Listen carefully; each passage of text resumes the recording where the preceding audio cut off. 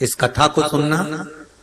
कहते हैं श्राद्ध पक्ष में ये कथा अगर सुन ली जाती है तो ब्राह्मण घर से अगर भूखा गया हो या दूसरी जगह से भोजन कर दूसरे घर में भोजन करने आए हो और हमारे पितर तृप्त नहीं होते हो, तो रहू और रहनी की कथा हमारे पितरों को जब सुनाई जाती है तो हमारे पितर संतुष्ट होकर आशीर्वाद प्रदान करते हैं। ये वो रहनी और रहू की कथा। बहन का नाम है रहनी और भाई का नाम है रहू। बड़ी सुंदर भाई बहन की शादी हो गई, किसी कारणवश रहनी का पति चले गए, समाप्त हो गए, पर रहनी शिव भक्ति से दूर नहीं है। रहनी शंकर जी की आराधना में डूबी रही थी, रहनी शिव भक्ति में लगी रही। संपूर्ण आस्था चैनल के श्रोता, फेसबुक यूट्यूब के श्रोता और इस अशोक नगर के सभी श्रोता दिल से सुनिएगा। इस कथा को श्राद्ध पक्ष में अवश्य सुनना चाहिए। रहनी जिसका पति नहीं, घर में 2 बच्चे हैं, छोटे हैं बहुत, और ये रहनी और रहू ये दोनों बहन भाई हैं। रहनी के माता पिता भी नहीं है, सास ससुर भी नहीं है, पति भी नहीं है, केवल घर में 2 बच्चे हैं। लकड़ी संविदा तोड़ कर लाती है और उसको बेचकर देकर थोड़ा सा चना इकट्ठा कर अपने बच्चों का पेट भर देती। भाई रहू जिसकी धर्म पत्नी थोड़ी प्रीत था, ससुराल में कम थी। एक बात का थोड़ा स्मरण रहे अपने जीवन में, मेरा बेटियों से माताओं से एक निवेदन पहले भी रहा है, आज फिर करते हैं कि जब आपका मंगल विवाह हो जाए, शादी हो जाए, विवाह के बाद में प्रयास करना कि इस शरीर को, इस मन को, चित्त को मायके से ज्यादा ससुराल में लगाने का प्रयास करना, तो कोई घर नहीं टूटे। रहनी अपने मायके से ज्यादा प्रीतता नहीं रखती। भाई रहू का बड़ा प्रेम था भाभी घर में। अब श्राद्ध पक्ष का समय आया, रहू ने अपनी पत्नी से कहा कि पिताजी को गए हुए समय हो गया, माता को गए समय हो गया, दादा दादी को गए समय हो गया, मैं गया का पिंड करने के लिए प्रयागराज, काशी गया, यहाँ पिंड देकर मैं पुनः वापस आऊंगा और शिव जी की आराधना कर अपन भजन करेंगे, कीर्तन करेंगे, स्मरण करेंगे। तुम एक काम करना, अपनी धर्म पत्नी से रहू कहता है कि किसी ब्राह्मण को बुलाकर मैं जहां जहां पिंड दान करने के लिए जाऊं, आप दादा दादी के श्राद्ध में, माता पिता के श्राद्ध में किसी ब्राह्मण को बुलाकर भोजन करा, किसी ब्राह्मण को बुलाइएगा, भोजन कराइएगा। जब ये सुना तो धर्म पत्नी ने कहा, सुनो स्वामी, ब्राह्मण को भोजन करने बुलाऊं और ब्राह्मण अपने घर में ना आए, उसका एक कारण था। जिस ब्राह्मणों के घर के पास रहू रहता था, रहू की धर्म पत्नी इतनी ज्यादा लड़ोकी थी, इतनी लड़ती थी कि जितने ब्राह्मण आसपास में रहते थे उनकी सबकी पत्नी से रहू की पत्नी का झगड़ा हो चुका। तो ब्राह्मण भोजन करने इसके घर में नहीं आए। रहू की पत्नी ने कहा मैं ब्राह्मणों को बुलाऊं और वो नहीं आए तो रहू ने जाते जाते कह दिया, काम करो, मेरी बहन और मेरे भांजा भांजी को भोजन करने के लिए बोला। सनातन धर्म के अंतर्गत एक भांजे को या एक भांजी को भोजन कराना मतलब 100 ब्राह्मण को भोजन कराने के बराबर है। सनातन धर्म की रीति है ये माला। एक भांजे को या एक भांजी को भोजन कराना 100 ब्राह्मण को भोजन कराने के बराबर है। तो तुम एक काम करो, मेरी बहन रहनी को बुलाओ और अपने भांजा भांजी को बुलाओ, क्योंकि भांजा भांजी छोटे हैं, अकेले आ नहीं सकते, उनको बुलाकर भोजन कराओ। अब पति ने कहा कि तुम उनको भोजन करा देना, और पति चले गया। धर्म पत्नी इतनी विचित्र थी कि उसने अपनी ननंद को बुलाया तो सरी, पर भांजा भांजी को मना करवा दिया कि उनको लेकर मत आना, और भोजन करने के लिए ननंद को नहीं बुलाया, भोजन का काम करने के लिए ननंद को बुलाया, और निमंत्रण मायके वालों को दे दिया कि श्राद्ध में मेरे दादाजी का श्राद्ध है, माता पिता का श्राद्ध है, आप सब आओ। मायके वाले श्राद्ध का भोजन करने आ गए। ननंद को निमंत्रण देकर बुलाया, जी आपकी माताजी और पिताजी का श्राद्ध है, अगर आप नहीं आओगी तो श्राद्ध में अच्छा नहीं लगेगा। ननंद आई, और ननंद ने आने से पहले अपने बच्चों से कहा कि मैं नाना के घर जा रही हूँ। बच्चों की आंख में जल भरा हुआ था। माँ, आप हम दोनों को छोड़कर जा रही हो, हमें भी साथ ले चलो, हम भी चलना चाहते। नहीं, तुम्हारे मामी जी ने केवल मेरा निमंत्रण करा है, मैं जाऊंगी, तुम रुको। माँ, 2 दिन से लकड़ी नहीं मिली, जलवृष्टि हो रही थी, लकड़ी नहीं मिल पाई तो बेच नहीं पाई, 2 दिन से अन्न घर में नहीं आया, हमें भोजन नहीं मिला। माँ, आज तू चली जाएगी, फिर भोजन कौन दे?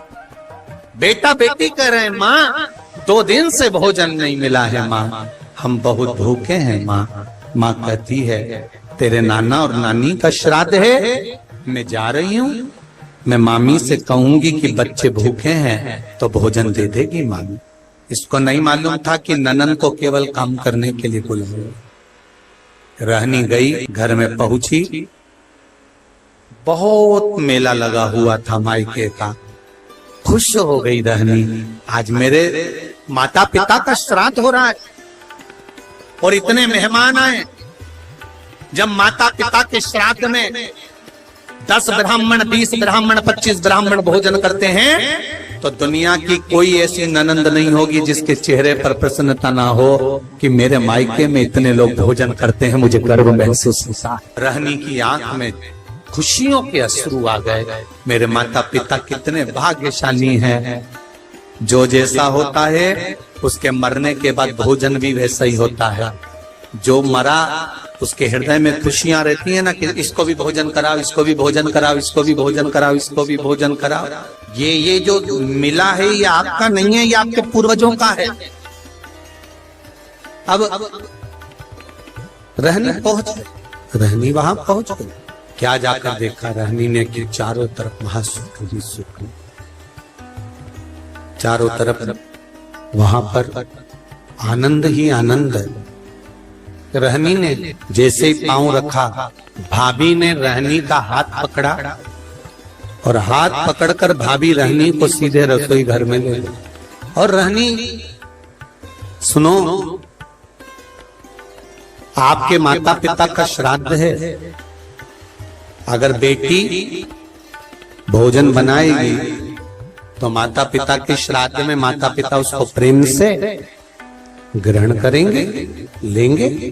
बहुत समझने वाली बात है श्राद्ध पक्ष की। एक निवेदन आप सबसे करना चाहेंगे कि इसको जरा समझिए,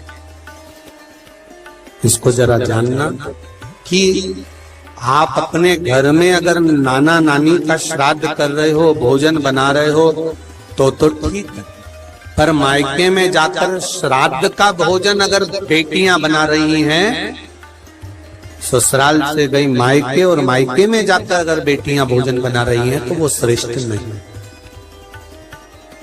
मायके में जो भाभी हैं, भैया हैं, परिवार है, कुटुंब है, वो भोजन का निर्माण करे तो उसमें सुख का अनुभव होगा।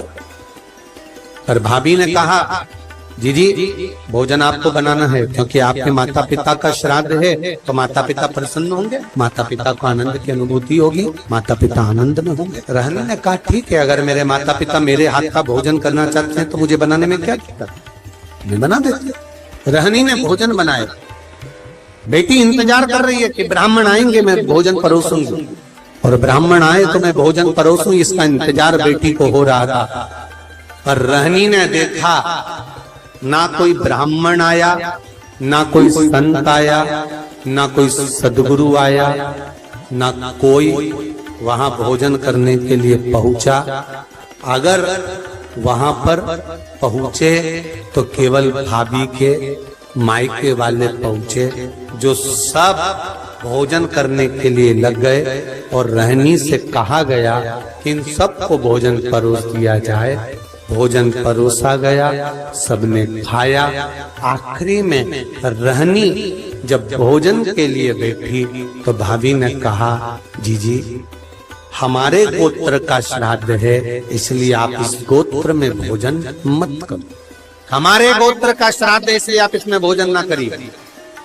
रहनी को उठा दिया गया, तो रहनी ने पत्तल जो लगी हुई थी उसको उठाकर कहा, क्या भाभी मैं अपने बच्चों के लिए, क्योंकि वो तो इस घर के भांजा भांजी लगते हैं, क्या उनके लिए भोजन ले जा सकती हूँ?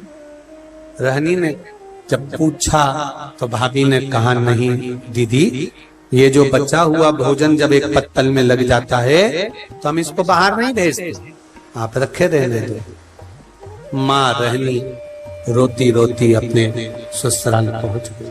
आज फिर दिन भर माँ मायके में लगी रही तो लकड़ी लेकर नहीं आई, और बच्चों का पेट नहीं भरा।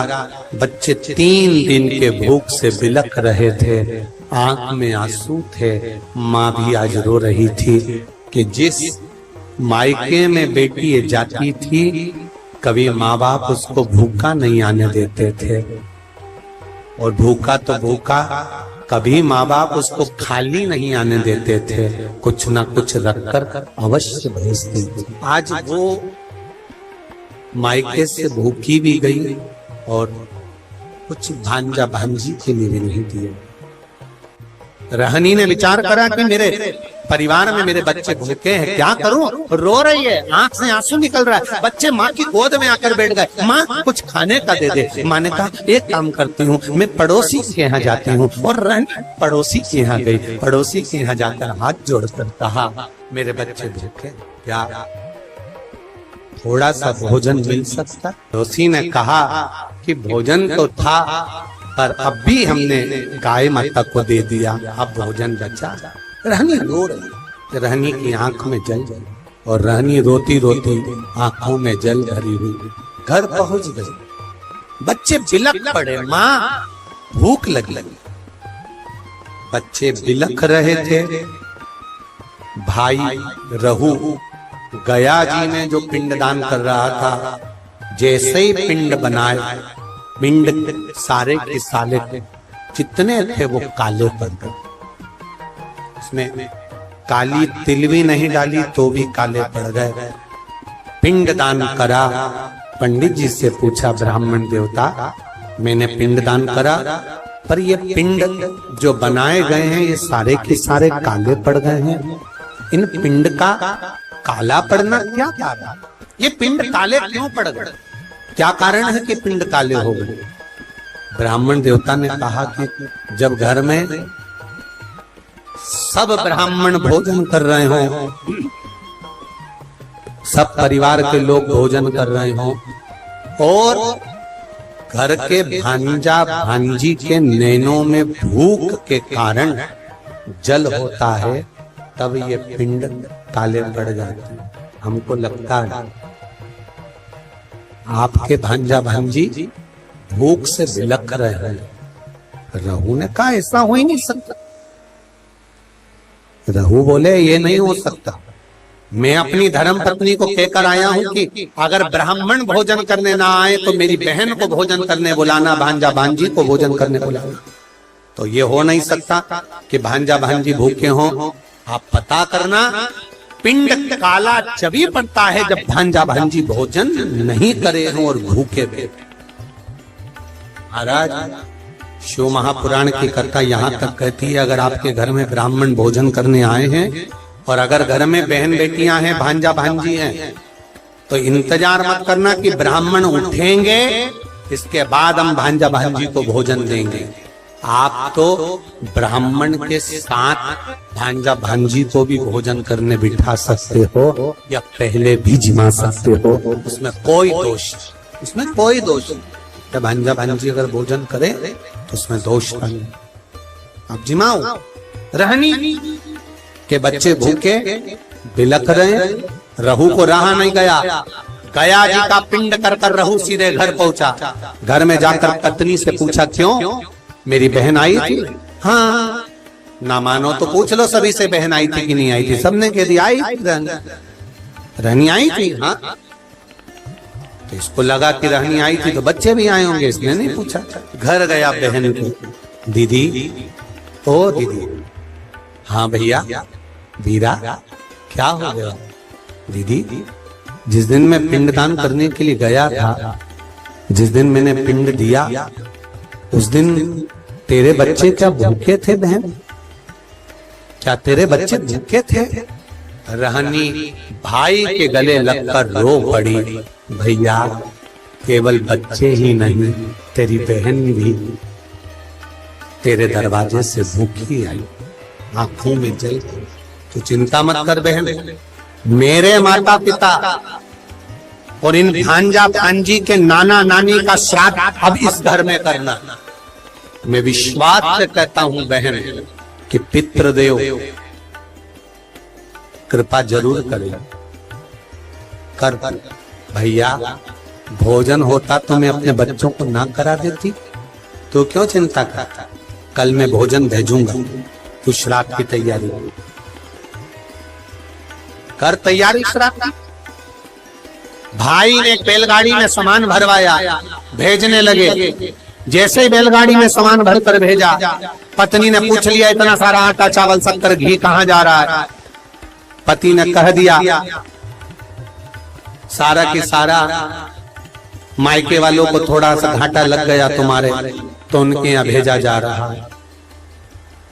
अब मायके वालों का कहकर वो सामान सारा की सारा भेज दिया बहन के घर में। बहन के घर में सामग्री तो पहुंच गई, पिंड की श्राद्ध की तैयारी हो गई। भोजन करने के लिए ब्राह्मण संत साधु भी आ गए, भोजन किया। जब आखिरी का दिन था, अमावस्या का दिन, आर्यमा स्वामी जब पितरों को लेने के लिए आए, सब पितर इकट्ठे हुए। सबसे पूछा गया, आपको श्राद्ध पक्ष में अच्छे से भोजन तो मिला? आर्यमा स्वामी सबसे पूछते हैं, सबको भोजन तो मिला? सबने हाथ ऊंचे कर कर कहा, आर्यमा स्वामी हम पितरों को अपने अपने घर में भरपेट भोजन मिला। पर रहनी के माता पिता की आंख से आंसू बहे। रहनी कि माता पिता की आंख से आंसू बह रहे हैं। रहनी के माता पिता रो रहे थे तो पूछा, पितरों के स्वामी आर्यमा ने, क्या बात है आप रो रहे हो? आपकी आंख में से आंसू गिर रहे हैं, क्या हुआ? क्यों रो रहे हो? रोने का कारण क्या है? कहा, मेरे बेटे के घर गई थी भोजन करने के लिए, पर वहां तो मायके वाले जिम रहे थे तो भोजन नहीं मिला। पंचमी का श्राद्ध था हमारा, हम गए थे, भोजन नहीं मिला। तो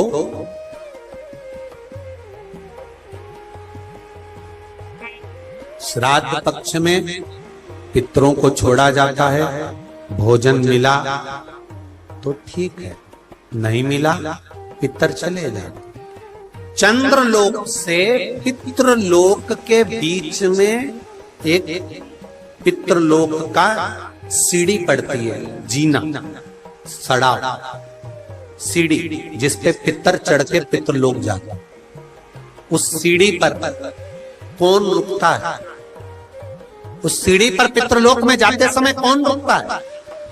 तर्पण शिव महापुराण की कथा कर रही है कि पंचमी का श्राद्ध था, पितर आए पर आपके यहाँ पर उनको भोजन नहीं मिला, वो पंचमी के दिन का श्राद्ध नहीं जीम पाए, चले गए। पितृलोक की सीढ़ी पर जाकर बैठ जाते हैं। अंदर जो पितर जाते हैं, वो पितर जब अंदर जाते हैं, जाने के बाद बात करते करते जाते हैं कि हमारे बेटे ने हमको खीर खिलाई, हमको पूड़ी खिलाई, और उनके मुख से जो राल टपकती है, तो जो पितर भूखे रह जाते हैं वो पूरा साल उनकी राल को चाटते हैं और बद्दुआ देते हैं कि हमारे बेटे 5 5 4 4 3 3 2 2 इतने बेटे और हमको भूखा छोड़ दिया। तो वो बद्दुआ देते हैं, जिसके कारण बस पितृदोष होता है। और फिर ब्राह्मण देवता कहते हैं कि ये पितृदोष हो गया। पितृदोष क्यों हुआ? क्योंकि वो भूखे रहे। तुम रो रहे हो? हाँ, मेरे बेटों ने भोजन नहीं कराया मुझको। मेरा बेटा चले गया था गया का पिंड करने के लिए, बहू को कह गया था कि भोजन करा देना, पर भोजन नहीं मिला मुझको। फिर हमारी तिथि निकल गई।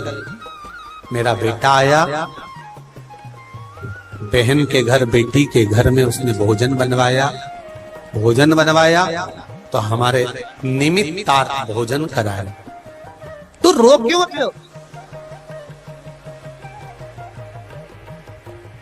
तुम्हें अमावस्या के दिन भोजन तो मिला ना, तुम्हें रोने का जरूरत क्या है? क्यों रो रहे हो? पितर कह रहे हैं, रो इसलिए रहे हैं कि बेटी के घर का खाया है। अगर शास्त्र कहता है कि बेटी के यहाँ का खा लो तो वैकुंठ निवास नहीं मिलता, तो हमें क्या निवास मिलेगा? शिव महापुराण की एक बात अच्छे से सुन लेना। अगर बेटी कमा रही है, बेटी समझदार है, आपने बेटी को अपने पांव पर खड़ा करा है और बेटी में विद्वत्ता है, और बेटी अगर कमा रही है, समझदार है, उसको कमाने के लायक तुमने बना दिया, या बेटी का घर तुमने अच्छा ढूंढा, जमाई अच्छा ढूंढा, लड़का अच्छा ढूंढा जो बेटी को स्नेह वश रखता है, तो ऐसी बेटी के घर का खा भी लोगे तो नरक नहीं जाओगे, बेटी प्रसन्नता होगी। बेटी प्रसन्नता में खिलाती, बेटी के घर का भोजन। हाँ, मैंने किया है, तो मैं पितृलोक में कैसे, किसको मुंह दिखाऊंगी? मैं पितृलोक में कैसे जाऊंगी? कहा आर्यमा स्वामी ने, घबराओ मती, तुम्हारी बेटी के घर में तुमने भोजन किया है, और बेटी के घर में भोजन किया तो वो भोजन तुम्हारे बेटे ने ही भेजा था, बस धर्म पत्नी को नहीं बताया था। पहुंचा तो था, चिंता ना करिए। बेटी के घर में श्राद्ध हुआ है तो भांजा भांजी ने नाना नानी का श्राद्ध करा है। सनातन हिंदू धर्म में जब गया जी में पिंड देने जाते हो, तर्पण करने जाते हो, पिंडदान करने जाते हो, तिलांजलि करने जाते हो, तो आज भी सनातन हिंदू धर्म में माता पिता के नाम के साथ में, दादा दादी के नाम के साथ में पूछा जाता है नाना नानी का नाम। बोलो सही है कि गलत है? नाना नानी का नाम बोलिए, पर नाना नानी का नाम बोलिए, वहां बुलाया जाता। नाना नानी के घर का भी अगर भांजा भांजी अगर कर रहे हैं, श्राद्ध पक्ष मिलेगा अवश्य। तो क्या हमें भोजन मिला है? हाँ, हम आशीर्वाद दे दें। रुको, रहनी शाम के समय दिया लगाने आई, उसके बच्चों को ले कुछ ऐसा दे देना, कुछ ऐसा दे देना कि रहनी को लकड़ी नहीं बेचना पड़े और बच्चों को भूखा नहीं देना पड़े। रहनी शाम को दिया लेकर पहुंची घाट पर, जहां पर पितर जल का प्रतीक्षा कर रहे थे, पानी पीने की तैयारी में थे, और पिता पानी का आचमन कर रहे थे। आर्यमा स्वामी ने आवाज लगाई, चलिए चलने की तैयारी करिए, और अपने अपने घर के बच्चों को जिन जिन के यहाँ पर भोजन करा है उनको आशीर्वाद प्रदान कर। रहनी आंख में आंसू भरी। रहनी आई, रहनी ने आकर दीप अपने बच्चों से कहा आप लगाओ दीप। कहा माँ आप दिया नहीं लगाओ? माँ कहती है मेरा हाथ खाली, तुम्हारे पिता नहीं, पास में शिव मंदिर था। रहनी के बच्चे दौड़कर शंकर के मंदिर में गए। शिव जी से कहा क्या मेरी माँ दिया नहीं लगा सकती? शंकर के मंदिर में शिव प्रकट होकर रहनी के पास जाकर कहते हैं साधु के वेश में, नारी अगर सौभाग्यवती है तो भी दिया लगा सकती है और सौभाग्य नहीं तो भी लगा सकती है। पूर्वजों का उद्धार, पितरों के उद्धार के लिए ये नहीं देखा जाता कि ये भोजन बनाएगी कि नहीं बनाएगी, वो बनाएगी कि नहीं बनाएगी, वो करेगी कि नहीं। नहीं नहीं, पितरों के उद्धार के लिए आप छोटे हो, बड़े हो, मंझले हो, संजले हो, जो भी हो, शिव की कृपा पर। रहनी ने दिया लगाया, नाना नानी ने आशीर्वाद दिया, हमको भोजन मिला है। एक छोटा सा मट्टी का मटका बेटी के हाथ में पकड़ा दिया। इस मटके में से तू जब जब शिव का नाम लेकर कुछ निकालेगी, निकलता जाएगा। बेटी ने उस मटके में से सबसे पहले घाट पर जिस मंदिर में दर्शन करा था और जो संत मिला था उसको देने के लिए कहा, हे पितृदेव, हे शिव, हे ओघड़दानी, कुछ दक्षिणा देना है। उसमें से सोने की मुद्रा निकली और बाबा को देकर विदा। ऐसे मेरे ओघड़दानी रहनी को एक झंडा प्राप्त हुआ। शिव के नाम से, पितरों के नाम से उसमें स्मरण करने लगा। पितृ, मेरा एक निवेदन आपसे भी है, ठेला चलाने वाला, ऑटो चलाने वाला, गाड़ी चलाने वाला, कबाड़ा बेचने वाला, भिक्षा मांगने वाला, एक गरीब से गरीब व्यक्ति एक घी का दिया अगर अमावस्या के दिन शाम के समय नदी, तालाब या बावड़ी के स्थान पर, घाट पर लगा दे, श्राद्ध पक्ष में, अगली जब श्राद्ध आए तो बताना जरूर पत्र लिखकर कि पितरों ने भंडार भरा कि नहीं भरा, दिया कि नहीं दिया, देते हैं कि नहीं देते, ये जरूर बता। अगली बार जहाँ कथा रहे तो आ जाना आप बताने के लिए अशोकनगर वालों की। हमने, और जितने सुन रहे हैं भारत की भूमि पर, जितने देश विदेश में बैठकर कथा सुन रहे हैं, सब स्मरण करो और सबको सूचना दो कि श्राद्ध पक्ष की अमावस्या को शाम के समय पर दिया लगाने का फल क्या होता है। इस क्लिप को काट कर जनमानस तक भेजिए कि उसका लाभ क्या है, उसका फल क्या है।